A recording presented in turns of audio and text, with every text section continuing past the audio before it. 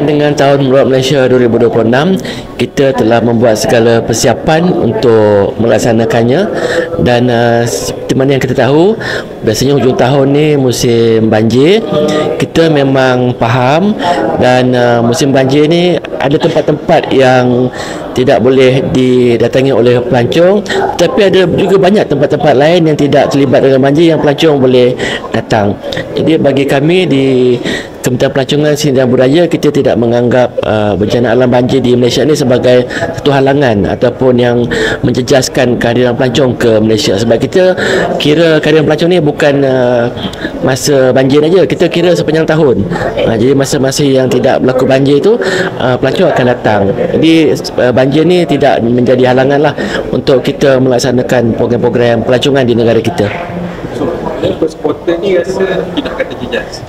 Tidak terjejas, sebab kita ada banyak tempat-tempat yang boleh dilawati, bukan saja satu negeri saja, banyak negeri yang boleh dilawati. Tak semua tempat pun banjir di negara kita.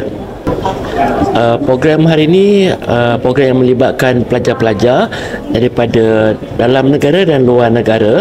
Luar negara yang melibatkan negara-negara ASEAN. Programnya selama 4 hari, dan malam ni merupakan malam gala lah untuk mereka mempersembahkan terutamanya tarian-tarian daripada negara-negara ASEAN itu sendirilah.